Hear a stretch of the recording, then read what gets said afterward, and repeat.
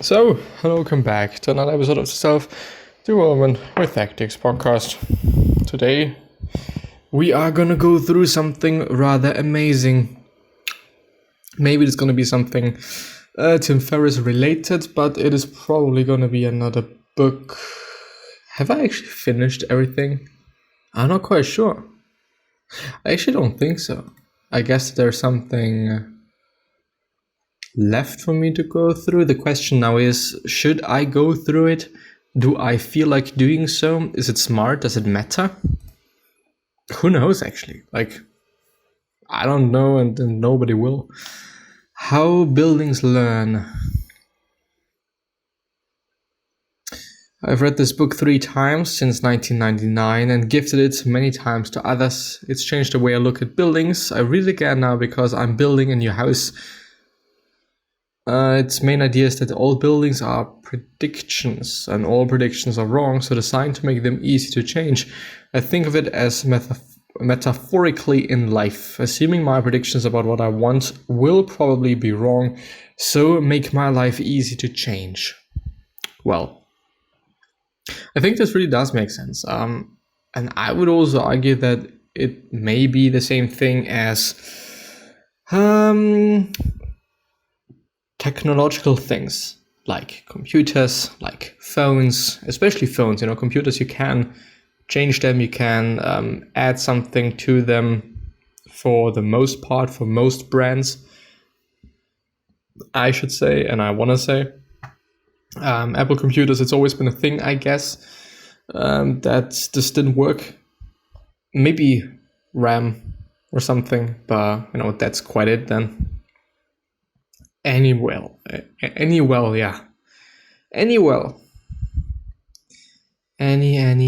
Can I actually sort it by newest? River Out of Eden. The 24th. Oh. Biologist describes how evolution works, everything maximized for the gene's survival, includes related insights and analogies. I like his writing style, but it was only rated 6 out of 10, so I'm not quite sure. How to Think More Effectively by The School of Life. Great little book by Elaine de Botton with quick pop philosophy and life advice, surprisingly good insights on how to be a better friend and listener, using envy, writing like Proust, and the companionship of book subjects. The Tao of Wu, rated 3 out of fucking 10. Well, not gonna read that one. The Question Behind the Question, also 3 out of 10. The 5 Rings, 2 out of 10.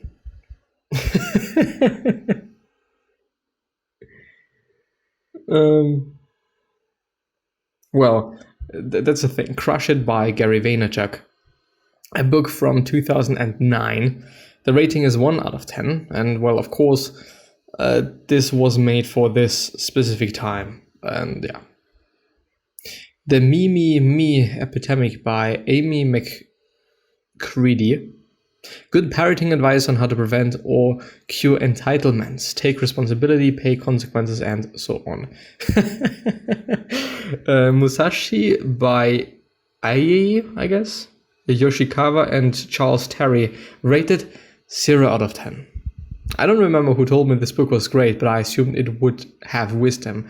It did not. It was 900 pages of poorly written story. The few moments I enjoyed led to nothing. It was wasted time. I regret reading it. Story by Robert McKee, a masterpiece about screenwriting. Shoe Dog by Phil Knight, 1 out of 10. Well, that's great. All I Really Needed to Know I Learned in Kindergarten, 8 out of 10. I read and loved these stories 30 years ago and read again for tips on storytelling. I admire this way of thinking, tiny, concrete, everyday things or situations, and relating them to life-size, big-picture humanity themes.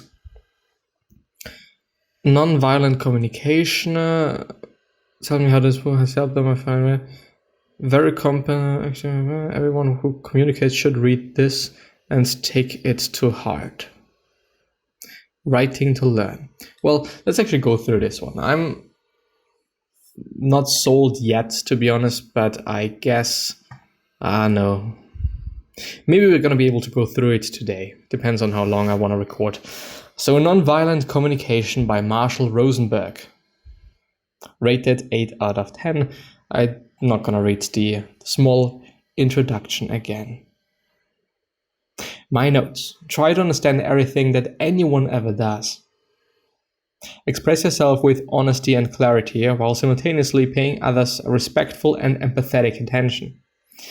Which also means not communicating things in a way that could, I do want to emphasize, could bother someone or anyone. There is no point in doing so. It's not smart. Observe carefully and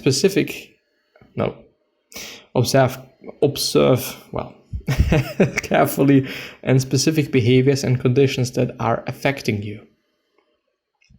Very important, Also when it is something that you don't really want to admit, like somebody saying something and this upsetting you, somebody doing something and this upsetting you, but especially when it is about relationships, it does really make sense to point these things out, because in the long run, it's probably not going to be that of a good idea. Identity and clarity. Articulate what you want. Identify and clearly articulate what you want. I just thought, well, this doesn't make any sense, man. And yes, it didn't, but now it does. Clarify what you observe, feel, and need rather than diagnosing and judging. Especially not judging. Like, judging yourself is one of the worst things you can do. It's not leading to anything, at least not anything good. 4 components of nonviolent communication. Observations, feelings, needs, and requests. Observe what is actually happening in a situation, what you observe others saying or doing. Articulate this observation without introducing any judgment or evaluation. This probably is a very, maybe even the most difficult part of all of this. How to say something that is non-judgmental and is just plainly and objectively saying what is going on. Sometimes I would even say that by doing so, you're even gonna upset people, or you're anyway gonna upset people by just being as objectively as you can be, because they're pissed off by the fact that this just happened, or that they did that, or whatever. Articulate this observation without introducing any judgment or evaluation. State how you feel when you observe this action. Are you hurt, scared, joyful, amused, or irritated? Say what needs are connected to the feelings you identify. I see. What I am observing, feeling, and needing, what I am requesting to enrich my life, what you are observing, feeling, and needing, and what you are requesting to enrich your life. Makes sense. Out beyond ideas of wrongdoing and right doing, there is a field. I'll meet you there. Analyses of others are actually impressions of your own needs and values. Yeah, we probably focus on the things that we're seeing in ourselves as well. Maybe as a means of feeling better about ourselves to some degree, maybe, or to trying to understand yourself, which then it really does make sense. But yeah. There is less violence in cultures where people think in terms of human needs as compared to cultures where people label one another as good or bad and believe that the bad ones deserve to be punished. Language facilitates denial of personal responsibility. Things you have to do, quote unquote.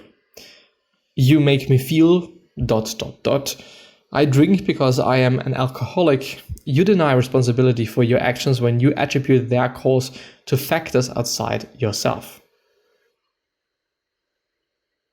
Well, I mean,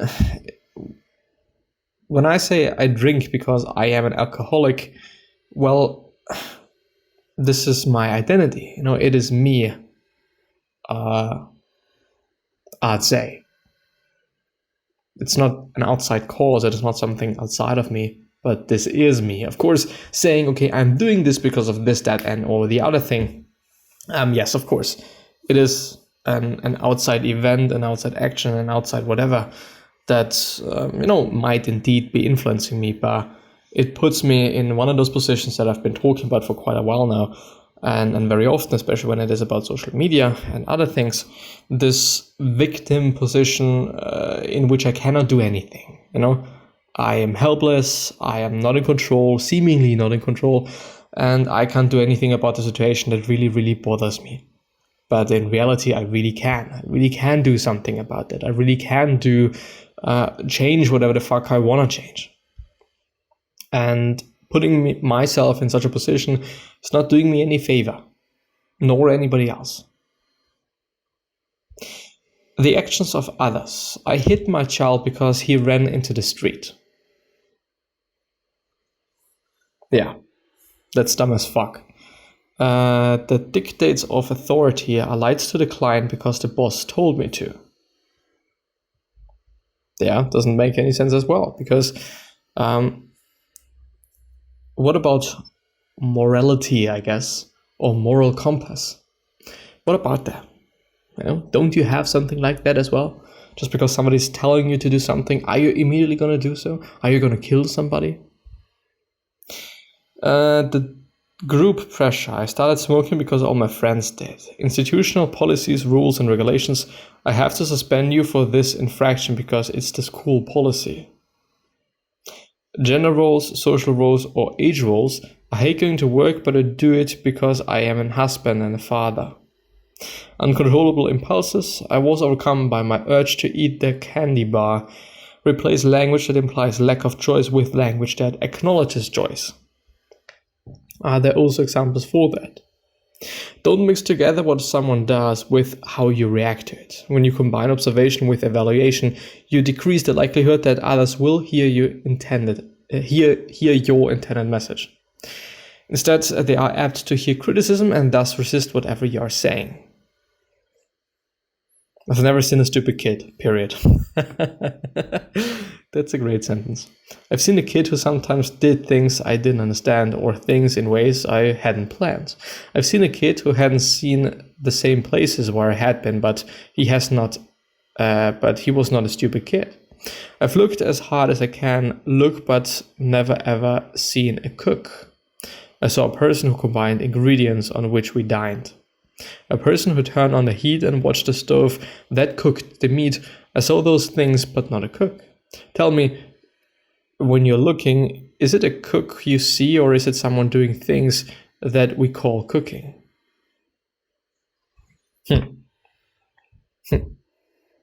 Observe without evaluating. Evaluations, observations. You seldom do what I want. The last 30 times I initiated an activity, you said you didn't want to do it.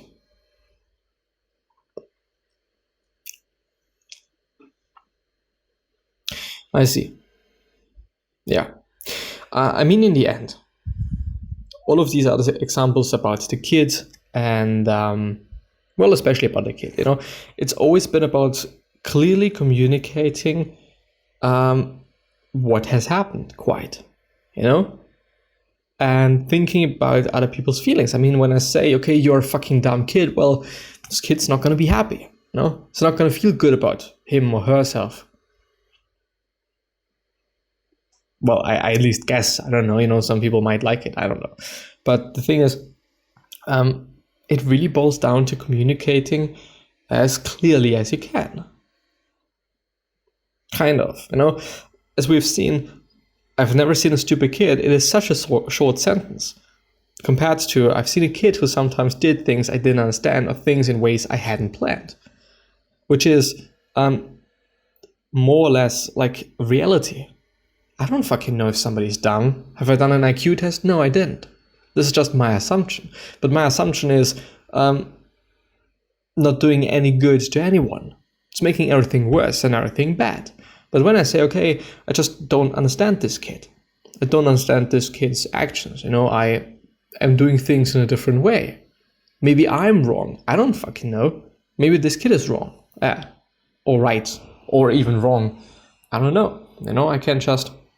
Of course, it really depends on the situation. It really depends on who you are. Of course, When you're a teacher and somebody does something in the complete wrong way, and you just know by experience, a lot of experience, that this is just not the way you should be doing things, then, well, you can say it, I guess, because you know it.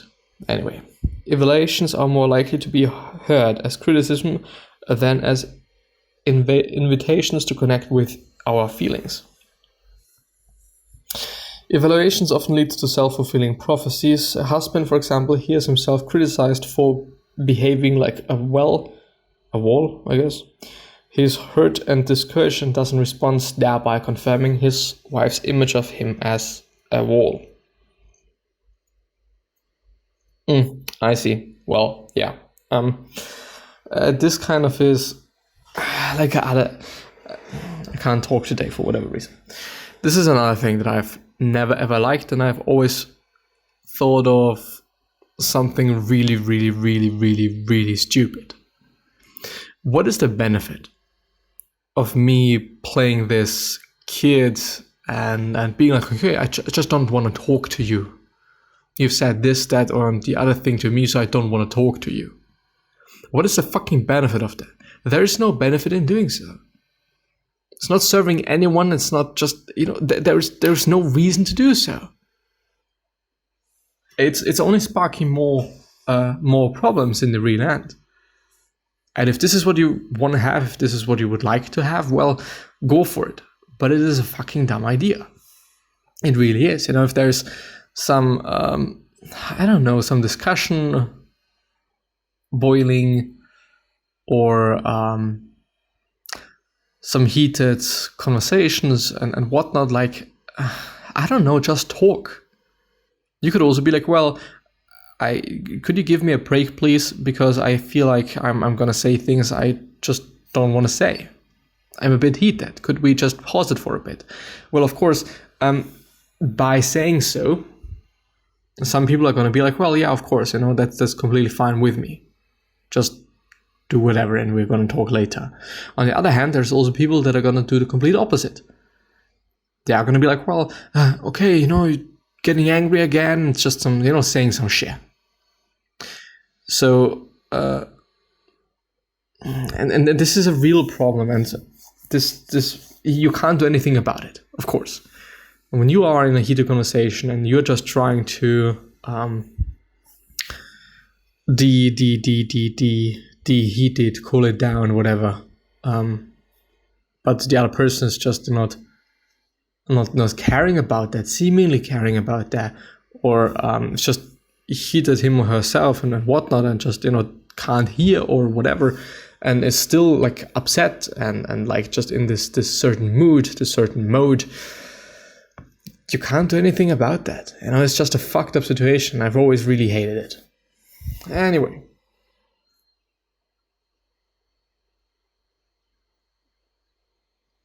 Confusion generated by the English language, our use of the word feel without actually expressing a feeling. For example, in a sentence, I feel like I didn't get a fair deal. The words I feel could be more accurately replaced with I think. I feel unimportant to the people with whom I work. The word unimportant describes how I think others are evaluating me rather than an actual feeling. I feel misunderstood. The word misunderstood indicates my assessment of the other person's level of understanding rather than an actual feeling. In this situation, I may be feeling anxious or annoyed or some other emotion. What others say and do may be the stimulus, but never the cause of our feelings. And that is a great sentence, as so many other things. It's not because of this, that, or the other person that I'm doing something. It's just a stimulus. And it is my quote-unquote weakness that lets me take action based on that stimulus. But if I'm strong enough, if I'm able to resist, this is not going to do anything to me. It's not going to bother me in the slightest. It's not going to move any needle. Not mine. Well, especially not mine. Not by a single fucking degree. And that's what it is. And when we still do something because of things that we would rather